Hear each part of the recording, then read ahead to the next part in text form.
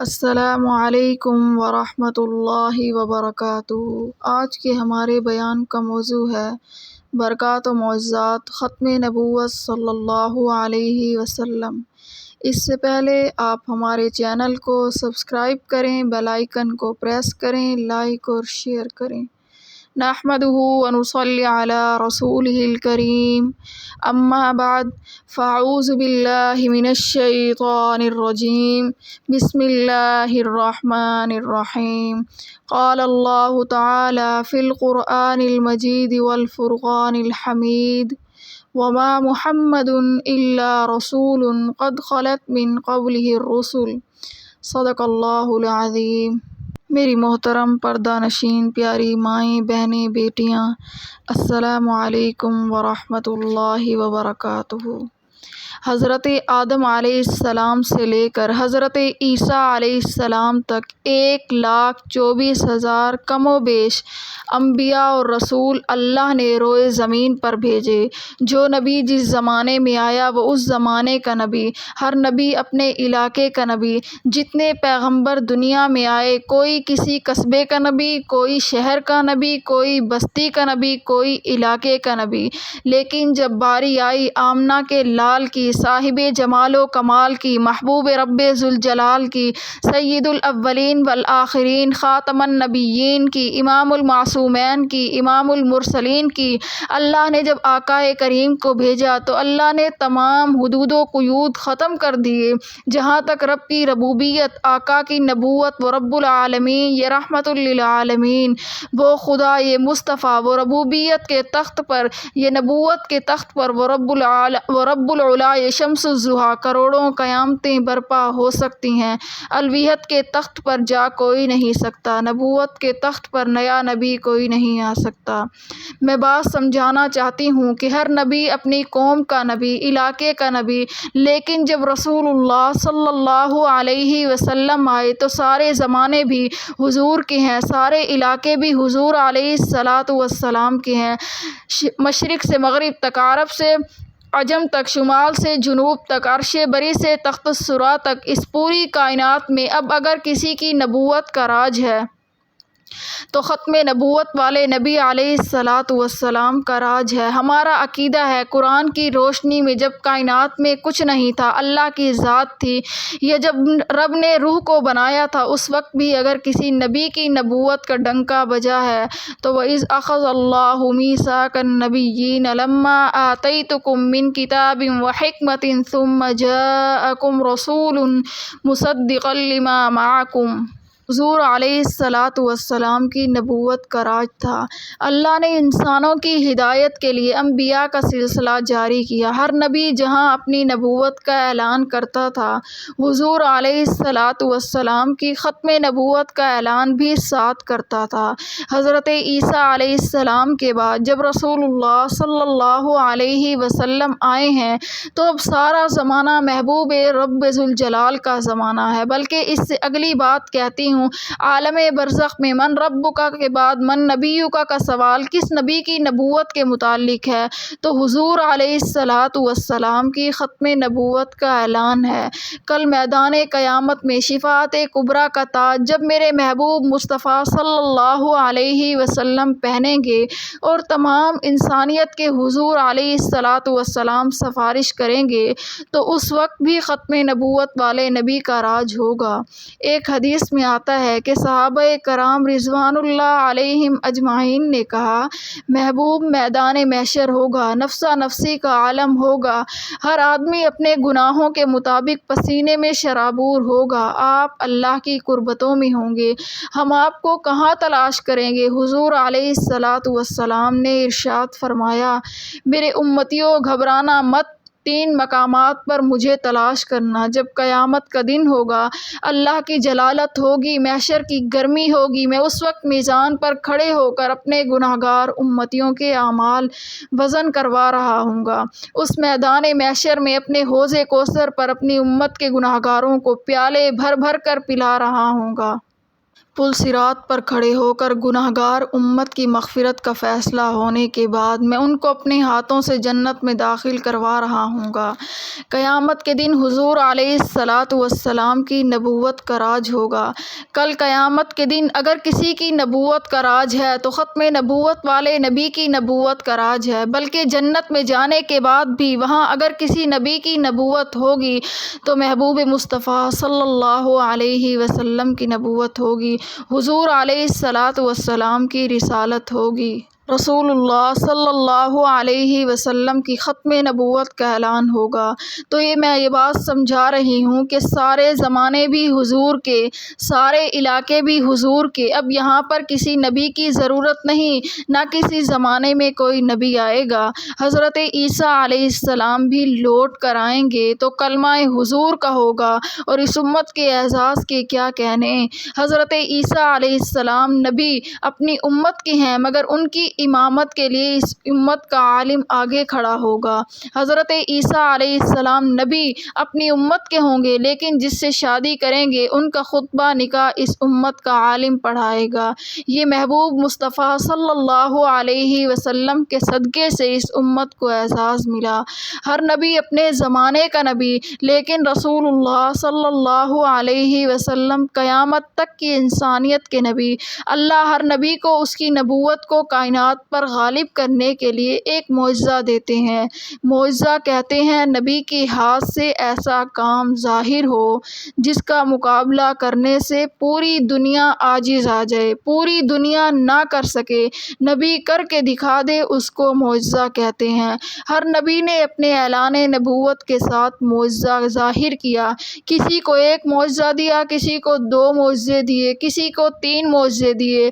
سیدنا موسیٰ علیہ السلام کے قرن میں 9 معجزے لکھے گئے، مگر جب محبوب کی باری آئی تو یاد رکھو ان انبیاء کے معجزات محدود تھے، مگر حضور علیہ الصلاۃ والسلام کو لامحدود معجزات عطا کیے، کیونکہ حضور علیہ الصلاۃ والسلام کی نبوت مشرق سے مغرب تک، شمال سے جنوب تک، عرش بری سے تحت الثری تک، جنوں کے بھی نبی، فرشتوں کے بھی نبی، انسانوں کے بھی نبی، حضور حشرات الارض کیڑے مکوڑوں کے نبی، حور و فلک کے بھی نبی، 14 طبق کے بھی نبی، کائنات کے ذرہ ذرہ کے نبی، درندوں پرندوں کے نبی۔ جب آقا کریم ساری کائنات کے نبی ہیں تو اللہ نے اپنے محبوب نبی صلی اللہ علیہ وسلم کو جو معجزات دیے تھے وہ ایسے تھے کہ کائنات کی کوئی مخلوق ایسی نہیں جس میں حضور علیہ الصلاۃ والسلام کا معجزہ ظاہر نہ ہوا ہو۔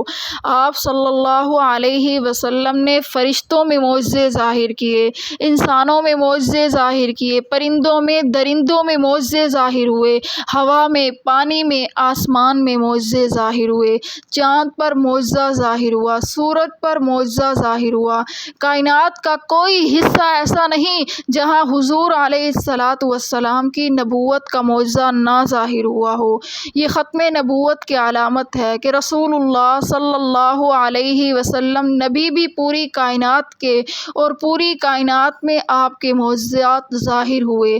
اللہ نے محبوب کو 2 قسم کے معجزے دیے، کچھ معجزات وہ جو جسم نبوت کے ساتھ تھے، کچھ معجزات وہ جو منصب نبوت کے ساتھ تھے۔ جسم نبوت کے معجزے کا مفہوم یہ ہے کہ جب تک نبی صلی اللہ علیہ وسلم رہے معجزہ نبی کے ساتھ رہا، نبی گئے تو معجزہ ختم ہو گیا۔ پہلے انبیاء کو جو معجزے ملتے تھے وہ جسم سے تعلق رکھتے تھے۔ موسیٰ علیہ السلام نے عصا ڈالا، سانپ بن گیا، اب وہ باقی نہیں، لاکھوں دنیا عصا ڈالے سانپ نہیں بنے گا۔ صالح علیہ السلام نے اشارہ کیا، اونٹنی باہر نکلی پہاڑ سے، اب ہزاروں دنیا اشارہ کرے، نبی کی وہ انگلی نہیں، اس لیے پہاڑ سے اونٹنی نہیں نکلے گی۔ تو کچھ معجزات وہ جو جسم نبوت کے ساتھ ہوتے ہیں، حضور علیہ الصلاۃ والسلام کے ہاتھوں کے معجزے، آنکھوں کے معجزے، زبان کے معجزے، بے شمار معجزے ہیں۔ علامہ جلال الدین سیوطی رحمۃ اللہ علیہ نے خصائص الکبریٰ میں 3500 معجزے لکھے ہیں۔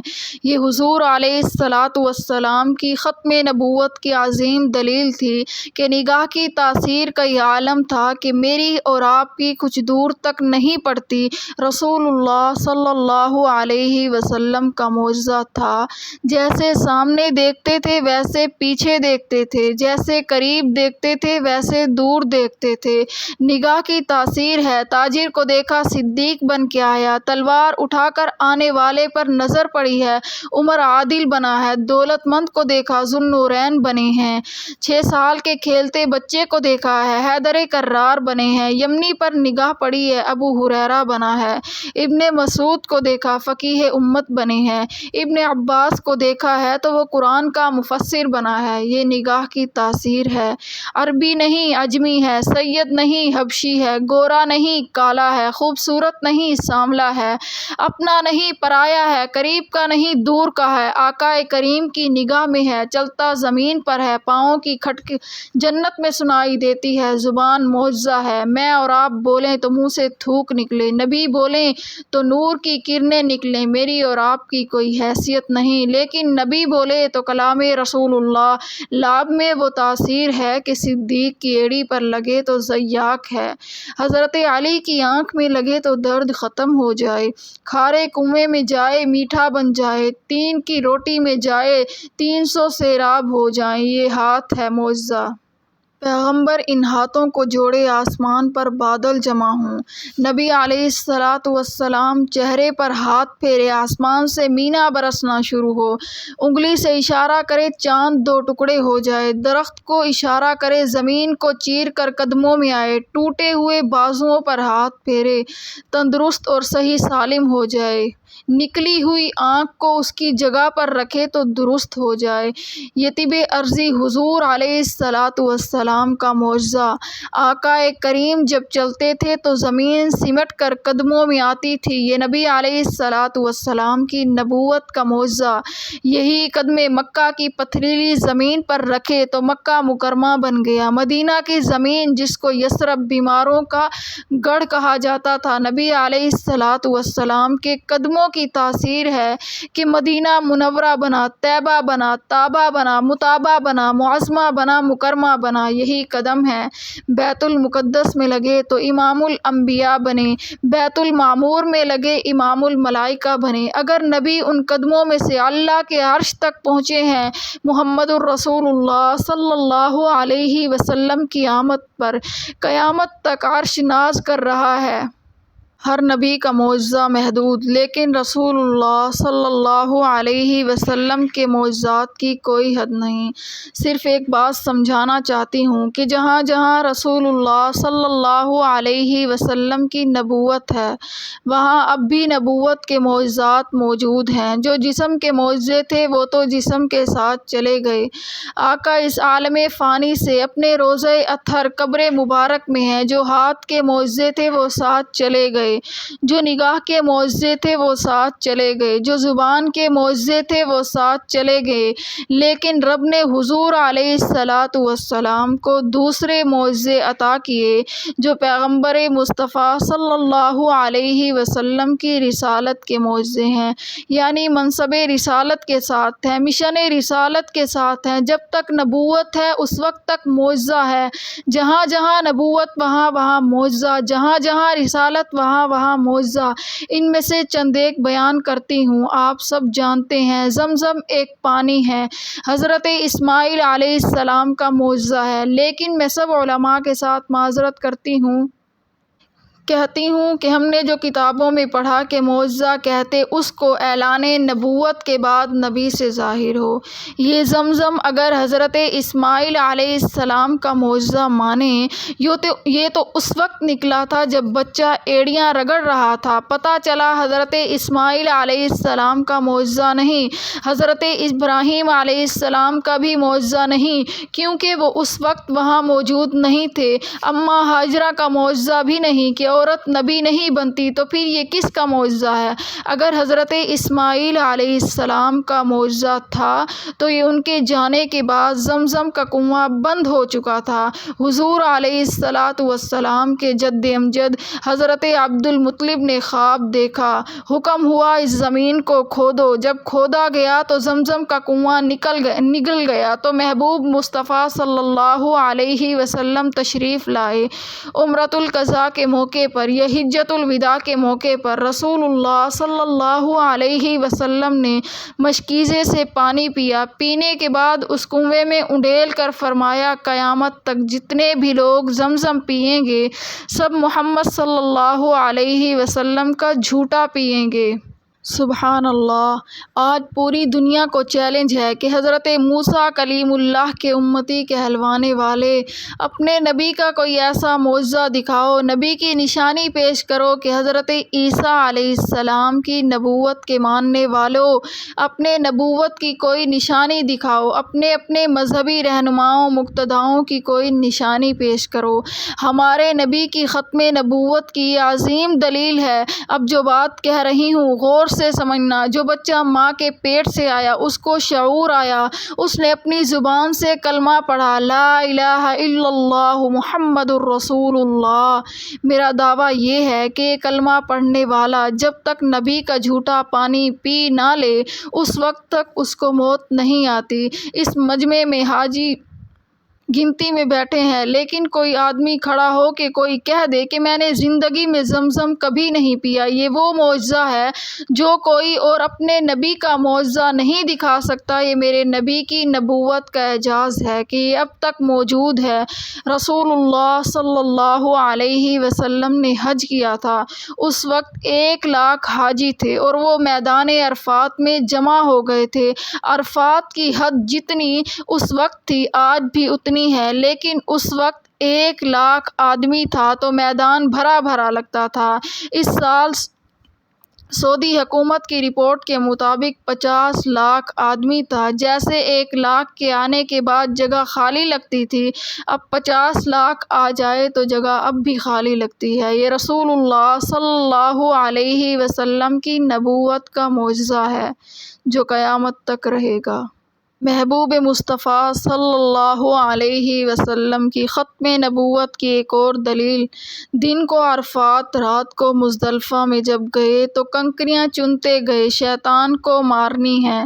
جس میدان سے رسول اللہ صلی اللہ علیہ وسلم نے فرمایا کنکریاں چننی ہیں، ہر آدمی 49 کنکریاں چنتا ہے، تو جس سال سے 1,00,000 تھا ایک آدمی 50 اٹھاتا تو ان کی تعداد 50,00,000 ہوئی۔ اب جب 50,00,000 آدمی تھا، ہر حاجی پھر 50 کنکریاں اٹھائے تو کروڑوں میں ہوں گے، اور ہر پر باہر بجری کے ٹرک بھی نہیں لائے جاتے، بس حضور نے فرمایا یہیں سے چننا۔ نبی کا یہ فرمان اتنا عظیم ہے، حاجی جہاں بیٹھا ہوتا ہے وہیں سے کنکریاں چنتا ہے، اسے کہیں جانا بھی نہیں پڑتا۔ قیامت آ سکتی ہے، وہاں سے کنکریاں غائب نہیں ہو سکتی۔ یہ رسول اللہ صلی اللہ علیہ وسلم کی نبوت کا معجزہ ہے۔ سبحان اللہ۔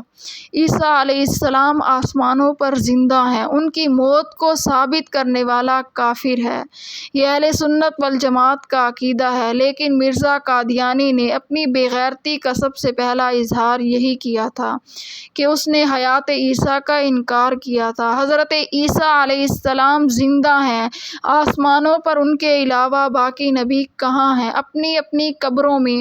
میرا سوال ہے، حضرت آدم سے لے کر حضرت عیسیٰ علیہ السلام سے پہلے کے نبی جتنے نبی ہیں، کسی نبی کا یقینی طور پر معلوم نہیں کہ فلاں نبی کی قبر ہے؟ اگر معلوم ہے تو خاتم النبیین محمد مصطفیٰ صلی اللہ علیہ وسلم کی قبر کا یقینی طور پر معلوم ہے۔ سبحان اللہ۔